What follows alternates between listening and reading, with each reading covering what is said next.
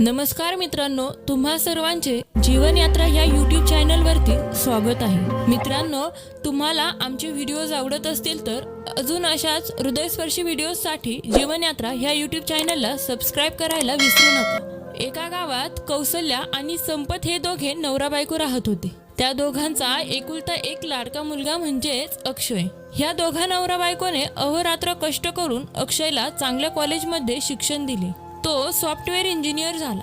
आपल्या घरच्या परिस्थितीची जाण ठेवून मन लावून अभ्यास करून चांगल्या मार्काने त्याने इंजिनिअरिंगचा कोर्स पूर्ण केला। त्यामुळे त्याला चांगल्या कंपनीमध्ये चांगल्या पगाराची नोकरी लागली। संपत आणि कौशल्याच्या कष्टाला यश आले होते। अक्षय नोकरीनिमित्ताने मुंबईला जाऊन राहू लागला। तो नेहमी आपल्या आईवडिलांना म्हणायचा, तुम्ही माझ्यासोबत मुंबईला चला, आपण सगळे एकत्र राहू। परंतु कौशल्या आणि संपतला मुंबईचे वातावरण आवडत नव्हते।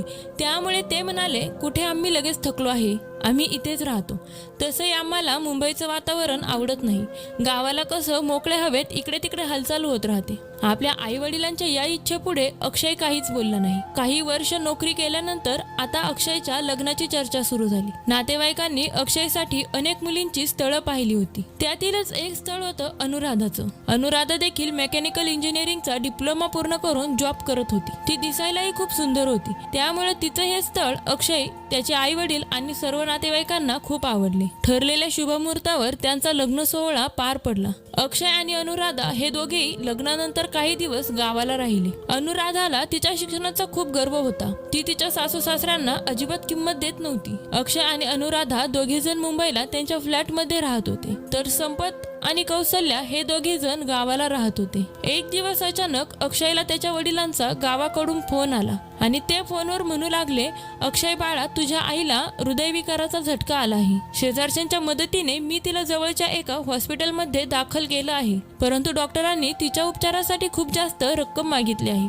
माझ्याकडे एवढे जास्त पैसे नाहीत। तू जरा खात्यावर 2 लाख रुपये जमा केले तर बरं होईल, म्हणजे लगेचच तिचा उपचार सुरू होईल। आपल्या आईला हृदयविकाराचा झटका आला आहे हे ऐकून अक्षयच्या तर पायाखालची जमीनच सरकली होती। तो आपल्या बाबांना धीर देत म्हणाला, बाबा, तुम्ही काही काळजी करू नका। तुम्ही डॉक्टरांना आईचा उपचार चालू करायला सांगा, मी लगेचच तुमच्या खात्यावर पैसे पाठवून देतो। अक्षयने आपल्या वडिलांच्या खात्यावर 2 लाख रुपये पाठवले आणि तो घाईगडबडीत घरी आला।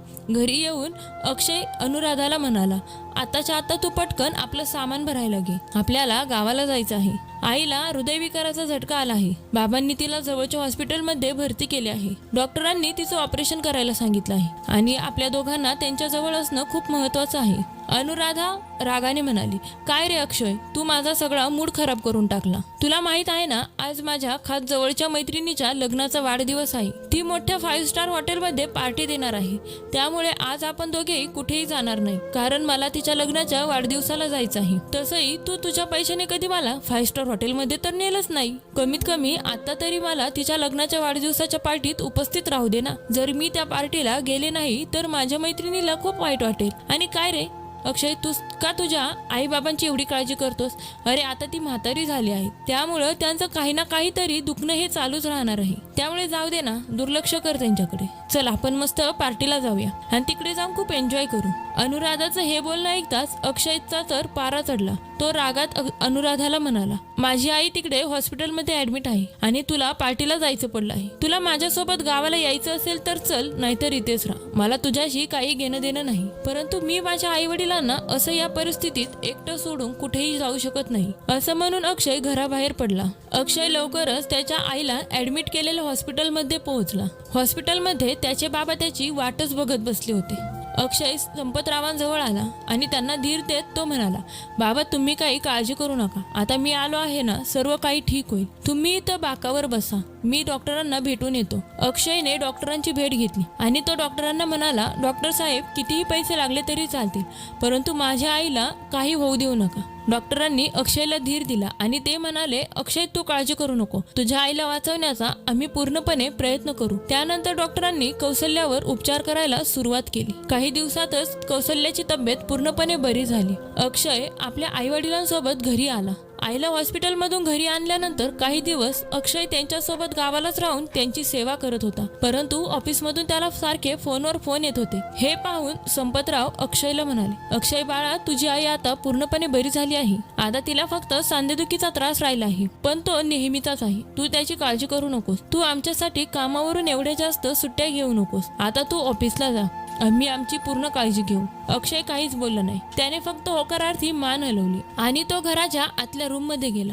रूम मधून बाहेर येताना त्याच्या हातात 2 बॅगा होत्या. अक्षयला बाहेर येताना पाहून त्याचे आई वडील दोघेही थक्क झाले. त्याला संपतराव म्हणाले, अरे बाळा, यात काय आहे? ह्या 2 बॅगा कोणासाठी आहेत? अक्षय म्हणाला, आई बाबा, या बॅगेमध्ये तुमचं सामान आहे. तुम्ही दोघेही माझ्यासोबत आता शहरामध्ये राहायला येणार आहात आणि हा माझा शेवटचा निर्णय आहे. कौसल्या उदास स्वरात म्हणाल्या, नाही बाळा, आम्ही इथेच ठीक आहोत. शहरातील वातावरण आम्हाला मानवत नाही. तू फक्त अधूनमधून तुला सुट्टी असेल तेव्हा आम्हाला भेटायला येत जा. तेवढेच आमच्यासाठी पुरेसे आहे. तुला माहित आहे ना, सुनबाई पण आम्हाला फार काही पसंत करत नाही. आई बाबा, तुम्ही तिची काहीही काळजी करू नका. मी सर्व काही सांभाळून घेईन. आता तुम्हा दोघांना एकटे सोडून मी पुन्हा मुंबईला जाऊ शकत नाही. मी तुमचं काहीही ऐकणार नाही. तुम्ही आता माझ्यासोबत येणार आहात. असं म्हणत अक्षयने आपल्या आई वडिलांना गाडीत बसवले आणि तो त्यांना घेऊन मुंबईच्या घरी आला. अनुराधाने बेल वाजताच घराचा दरवाजा उघडला. अक्षय आणि त्याच्यासोबत त्याच्या आई वडिलांना पाहून अनुराधाला तर त्यांचा भयानक राग आला. अनुराधाचा असा चेहरा पाहताच त्या दोघांना घरात पाऊल ठेवताना त्यांच्या मनात संकोच निर्माण झाला होता.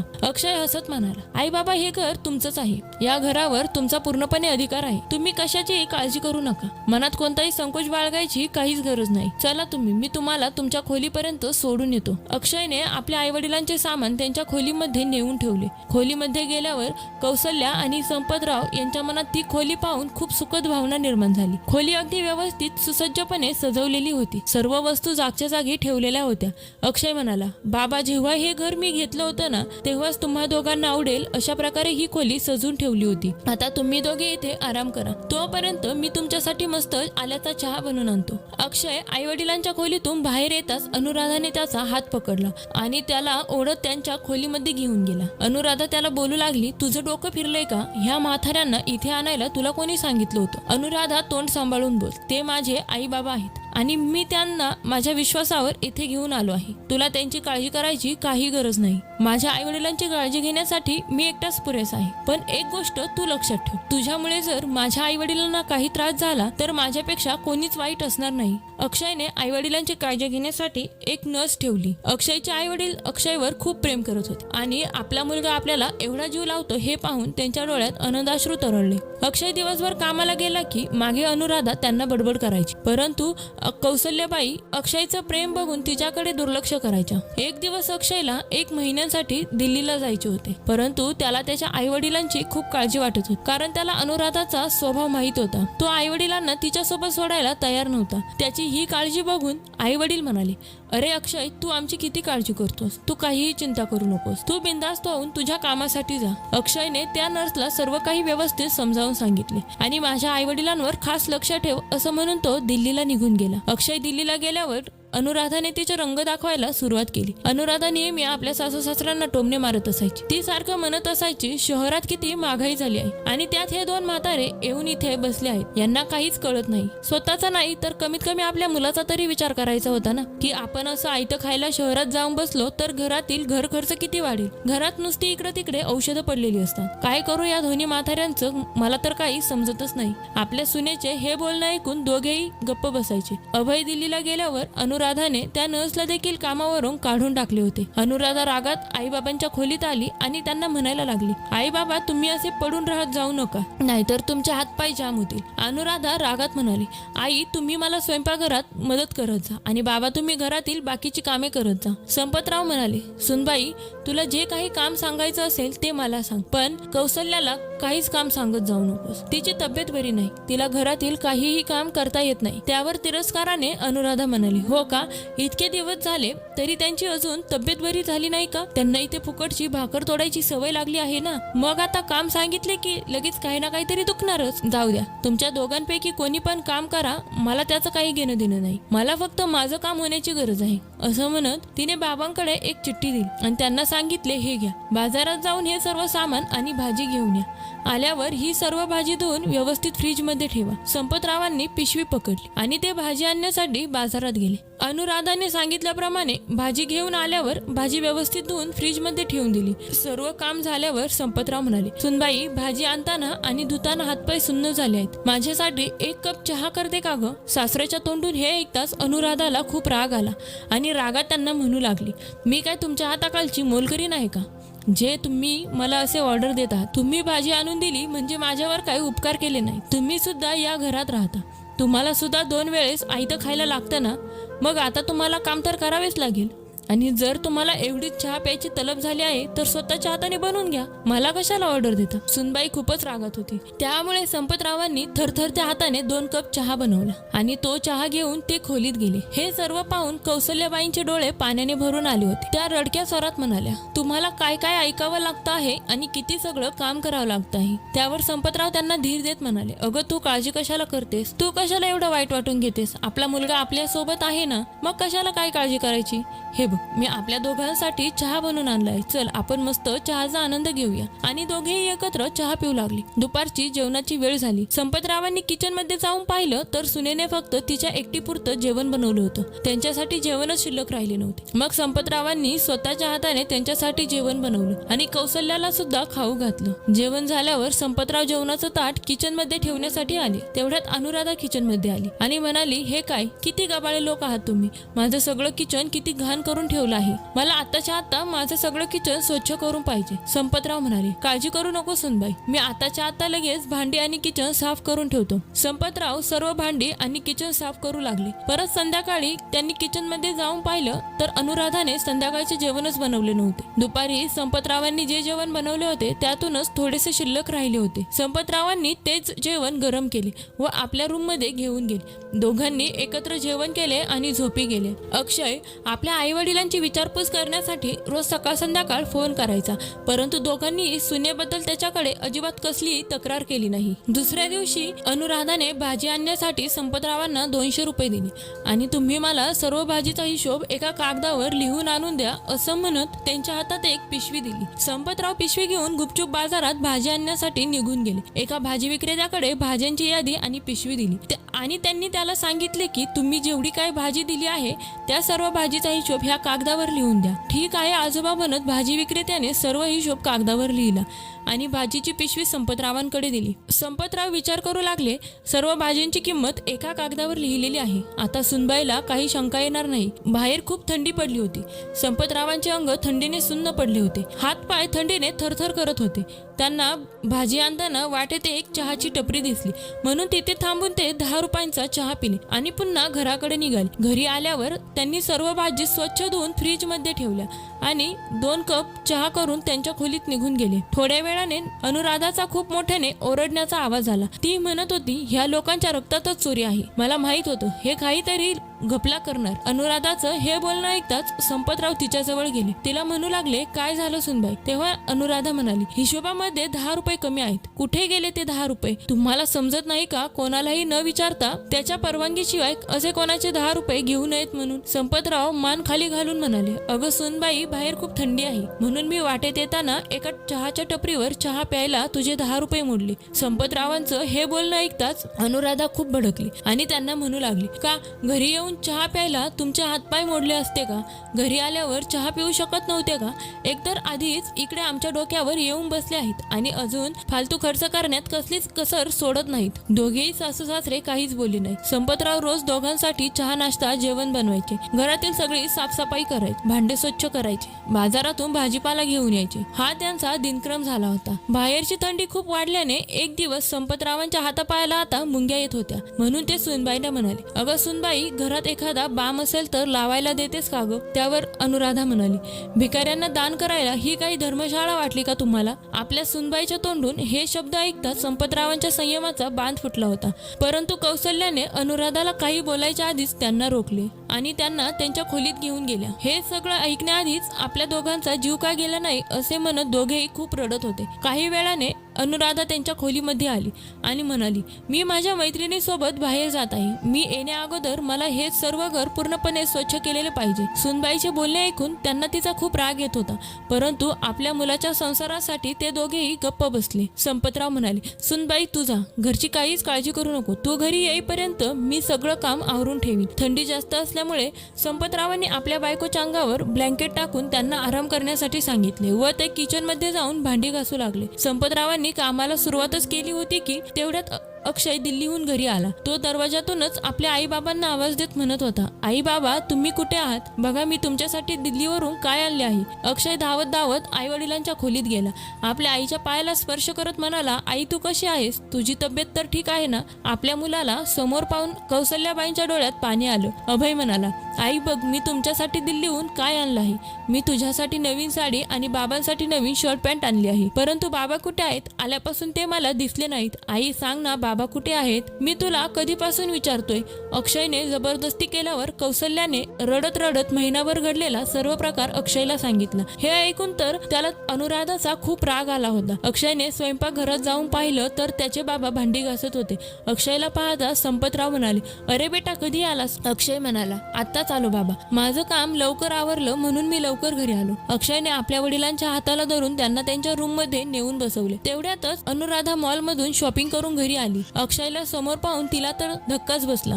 ती अक्षय जवळ जात म्हणाली, अरे तू कधी आला? फोन सुद्धा केला नाही. तू तर 2-3 दिवसांनी येणार होता ना? असं म्हणत ती अक्षय जवळ जाऊन त्याला मिठी मारू लागली.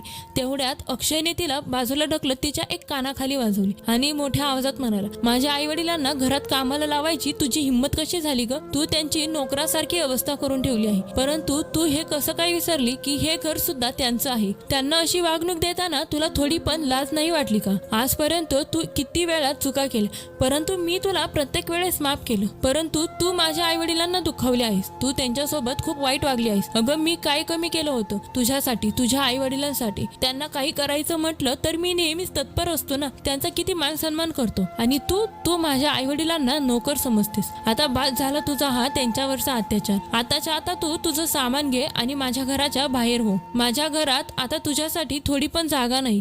अक्षयचे हे बोलणे ऐकून अनुराधा खूप घाबरली आणि अक्षयला म्हणायला लागली, तू माझ्यासोबत असं कसं काय करू शकतो? तू तर माझ्यावर प्रेम करतो ना? माझ्याबरोबर तुझं लग्न झालं आहे ना? मग तू मला घराबाहेर कसे काय काढू शकतो? तर अक्षय म्हणाला, हो हे खरं आहे की मी तुझ्यावर प्रेम करतो, परंतु मी माझ्या आई वडिलांवर इतकंच प्रेम करतो. तुझ्यासाठी, तुझ्या प्रेमासाठी मी त्यांना ह्या वयात असं एकटं सोडून देऊ का? तुझ्यासोबत राहून मी पण तुझ्यासारखेच त्यांच्यावर अत्याचार करू का? मला नेहमी वाटायचं एक ना एक दिवस तू माझ्या आई वडिलांना समजून घेशील, पण नाही. तुझ्यासारख्या स्त्रिया हसत्या खेळत्या कुटुंबाला नष्ट करतात, घराची पूर्णपणे वाट लावून टाकतात. माझ्या आई वडिलांना बघ, तू त्यांच्यावर इतके अत्याचार केले तरीही ते तुझ्या विरोधात एक शब्दही बोलत नाही. तू त्यांची इतकी वाईट अवस्था केली की तू त्या एका म्हाताऱ्या माणसाला जेवण बनवायला लावली. अगं आज मला स्वतःवर लाज वाटते की मी तुझ्यासारख्या नीच स्त्रीसोबत लग्न तरी कसं केलं. अक्षय आपल्या आई वडिलांजवळ गेला, त्यांचे पाय धरले आणि मोठमोठ्याने रडू लागला. आई बाबा मला माफ करा, माझ्यामुळे तुम्हाला इतका त्रास सहन करावा लागला, परंतु आता इथून पुढे तुम्हाला त्रास सहन करण्याची काहीही गरज नाही. मी आता तुम्हाला कधीच एकटं सोडणार नाही. अक्षय अनुराधाला म्हणाला, आता मला तुझं तोंडही पाहायचं नाही. त्यावर कौसल्या अक्षयला म्हणाल्या, जाऊ दे ना बाळा, झालं गेलं विसरून जा आणि सुनबाईला माफ कर. तरीही अक्षयने त्याच्या आईचं काहीच ऐकलं नाही आणि घरात जाऊन अनुराधाची बॅग बाहेर घेऊन आला. बॅग पाहताच कौसल्याबाई म्हणाल्या, अक्षय तुला माझी शपथ आहे, तू सुनबाईला घराबाहेर काढणार नाहीस. हे घर जेवढं तुझं आहे तेवढंच तिचं सुद्धा आहे. आपल्या आईच्या तोंडून हे शब्द ऐकताच अक्षय जागच्या जागी थांबला. आपल्या सासूचे शब्द ऐकून तर अनुराधाला आता त्यांच्या नजरेला नजर मिळवायची सुद्धा हिंमत राहिली नव्हती. ती जोरजोराने रडू लागली आणि म्हणू लागली, आई मला माफ करा, माझ्याकडून खूप मोठी चूक झाली. मी तुमच्यासोबत खूप वाईट वागली, तरी सुद्धा तुम्ही माझ्या बाजूने बोलत आहात. माझ्याकडून खूप मोठी चूक झाली. अक्षय म्हणाला, कारण माझ्या आईचे मन तुझ्या मनासारखं काळं नाही, तिचं मन पाण्यासारखं नितळ आहे. अनुराधा अक्षयकडे जात म्हणाली, अक्षय मला माफ कर ना, मी परत कधी तुझ्या आई वडिलांना त्रास देणार नाही. आजपासून मी त्यांना माझ्या आई वडिलांसारखंच प्रेम देईल. मला फक्त एक संधी दे, असं मला घराबाहेर काढू नको. तू घराबाहेर काढलं तर मी कुठे जाऊ? यावर अक्षय म्हणाला, मला तुझं काही माहीत नाही. तू तुझं बघ. मला फक्त माझे आई वडील हवे आहेत. आता तुला माझ्या घरात माझ्या मनात काहीच जागा राहिली नाही. अक्षय बाळा, अशी चूक करू नको. सुनबाई आपल्या घरची लक्ष्मी आहे, तिला असं घराबाहेर काढू नको, असं म्हणत संपतरावांनी अक्षयच्या हातातील बॅग घरात ठेवल्या आणि त्या दोघांना पुन्हा एकदा हाताला धरून घरात आणले. मित्रांनो, तुम्हाला आमची आजची कथा कशी वाटली कमेंट बॉक्स मध्ये नक्की कळवा. आणि कथा आवडली असेल तर व्हिडिओला एक लाईक करा आणि जीवनयात्रा ह्या YouTube चॅनलला सबस्क्राईब करायला विसरू नका. धन्यवाद.